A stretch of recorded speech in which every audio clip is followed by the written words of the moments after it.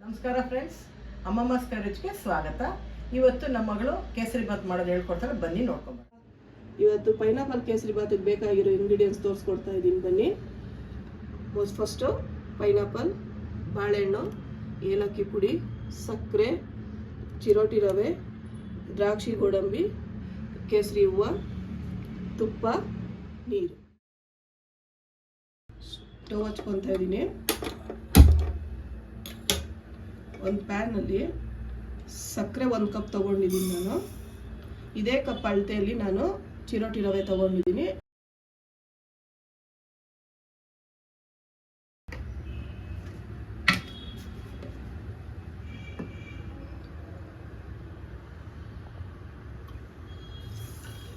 ಒಂದು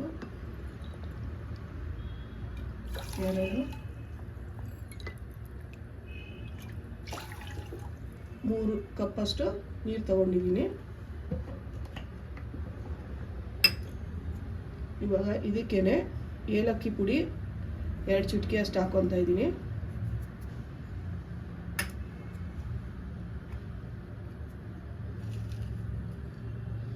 ಇದಕ್ಕೇನೆ ಕೇಸರಿ ಹೂವು ಸ್ವಲ್ಪ ಹಾಕೊತಾ ಇದ್ದೀನಿ. ಪೈನಾಪಲ್ ಕಟ್ ಮಾಡ್ಕೊಂಡಿರೋದು ಸ್ವಲ್ಪ, ಬಾಳೆಹಣ್ಣು ಕಟ್ ಮಾಡ್ಕೊಂಡು ಇಟ್ಕೊಂಡಿದ್ದೀನಿ ಒಂದು ಅರ್ಧ.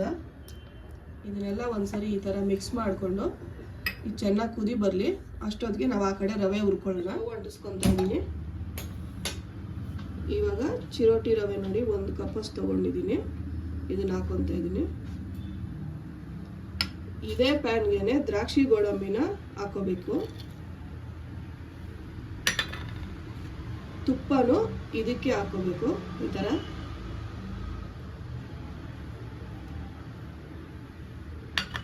ಚೆನ್ನಾಗಿ ಗೋಲ್ಡನ್ ಬ್ರೌನ್ ಆಗೋವರೆಗೂ ಫ್ರೈ ಮಾಡ್ಕೋಬೇಕು ಇದನ್ನ.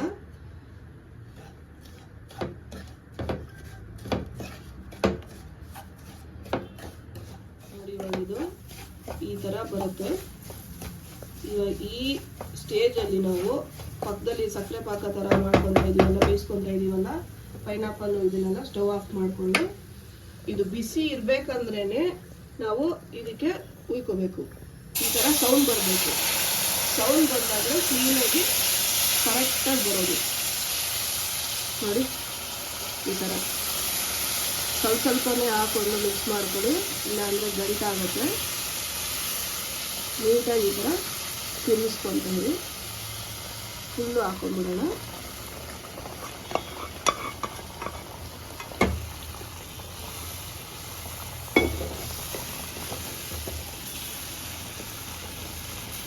ಒಂದು 2 ನಿಮಿಷ ಲಿಡ್ ಮುಚ್ಚಿಟ್ಬಿಡೋಣ, ಇಲ್ಲಾಂದರೆ ಮೇಲೆಲ್ಲ ಎದುರುತ್ತೆ. ನೋಡಿ, ಲಿಡ್ ಓಪನ್ ಮಾಡ್ತಾ ಇದ್ದೀನಿ.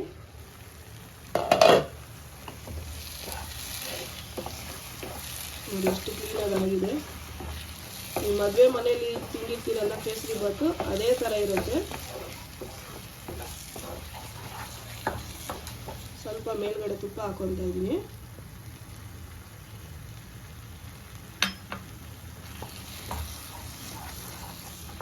ಈ ಥರ ಮಿಕ್ಸ್ ಮಾಡ್ಕೊಳ್ಳೋಣ. ಈ ಥರ ಪ್ಯಾನ್ಗೆ ಅಂಟ್ಕೋಬಾರ್ದು. ಈಗ ತುಪ್ಪ ಲೈಟಾಗಿ ಬಿಟ್ಕೊತಾ ಇದೆ ನೋಡಿ ಅದರಲ್ಲಿ. ಇವಾಗ ಇದು ರೆಡಿ ಆಗಿದೆ. ಬನ್ನಿ ಸರ್ವಿಂಗ್ ಬೌಲ್ಗೆ ಹಾಕೊಳ್ಳೋಣ. ಥ್ಯಾಂಕ್ಸ್ ಜ್ಯೋತಿ, ಪೈನಾಪಲ್ ಕೇಸರಿ ಬಾತ್ ಮಾಡಿಕೊಟ್ಟಿದ್ದಕ್ಕೆ. ನೀವು ನಿಮ್ಮ ಮನೆಯಲ್ಲಿ ಮಾಡಿಕೊಂಡು ಹೇಗಿದೆ ಅಂತ ಟೇಸ್ಟ್ ಮಾಡಿ ಕಮೆಂಟ್ ಬಾಕ್ಸ್ಗೆ ಕಮೆಂಟ್ ಮಾಡಿ. ನಿಮ್ಗೆ ಈ ವಿಡಿಯೋ ಇಷ್ಟ ಆಗಿದ್ದರೆ ಲೈಕ್ ಮಾಡಿ, ಶೇರ್ ಮಾಡಿ, ಸಬ್ಸ್ಕ್ರೈಬ್ ಮಾಡಿ. ಮುಂದಿನ ವಿಡಿಯೋದಲ್ಲಿ ಸಿಗೋವರೆಗೂ ಧನ್ಯವಾದಗಳು.